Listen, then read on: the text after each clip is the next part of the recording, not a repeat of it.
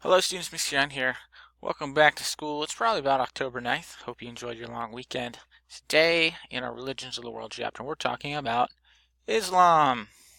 So welcome to day 3 of our Religions of the World unit. We've made it to Islam. We've done Judaism, Christianity, now Islam. Our school actually has a significant Muslim population. As we did with our other religions, this is just the very basics. So sit back, enjoy the lesson, and learn a little bit about the world's second largest religion.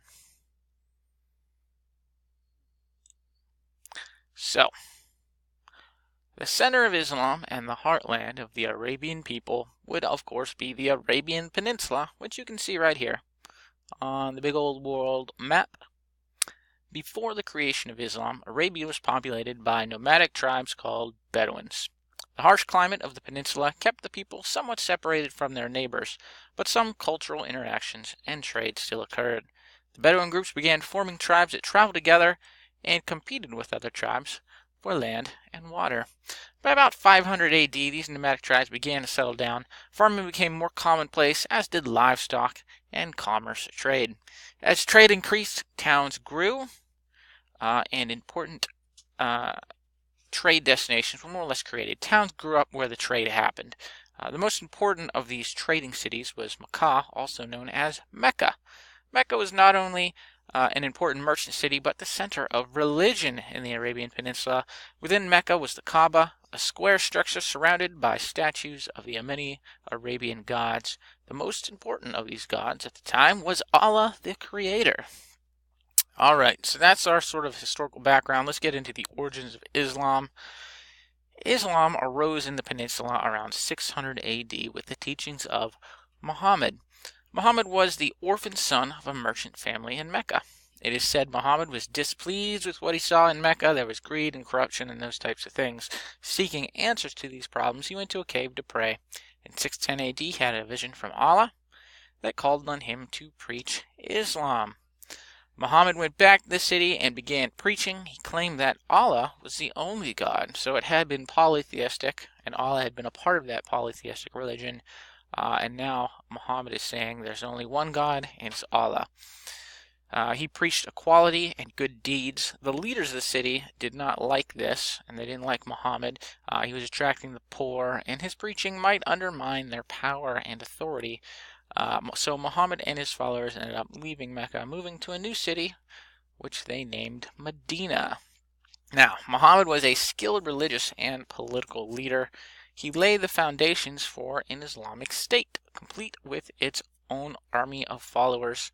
Muhammad and his army began conquering cities, and by the time of his death in 632 AD, Muslims filled the entire Arabian Peninsula. Quickly on the practices of Islam. Islam, like Christianity and Judaism, has prophets that communicate the will of God.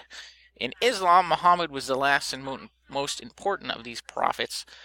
Now, according to the Muslim belief, Muhammad received messages from Allah for like 20 years, but these messages were not written down until after his death. These written works are called the Quran, which is the holy book of Islam.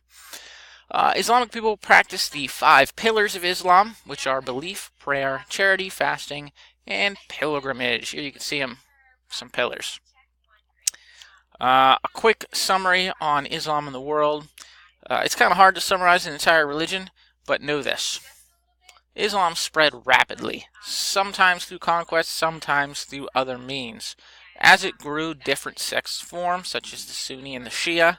Islamic kingdoms rose and fell, coming into contact and conflict not only with other world powers, but with others, each other as well. Different sects of Islam coming into conflict.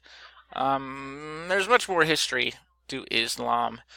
Feel free to check it out in chapter 14 of your textbook, or this video with Hip Hughes. He's the guy that does the video for all the religions of the world. Islam 101, we did Christianity 101, and Judaism 101. Same guy. Here, take a look. There it is, Islam 101. On the next page, you have your quiz. It's a basic Yund quiz. If you just did the lesson, you should be able to ace it. But you have 2 attempts if you need them.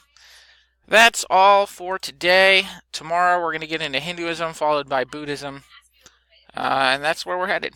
Everybody, have a wonderful day. Let me know if you need me.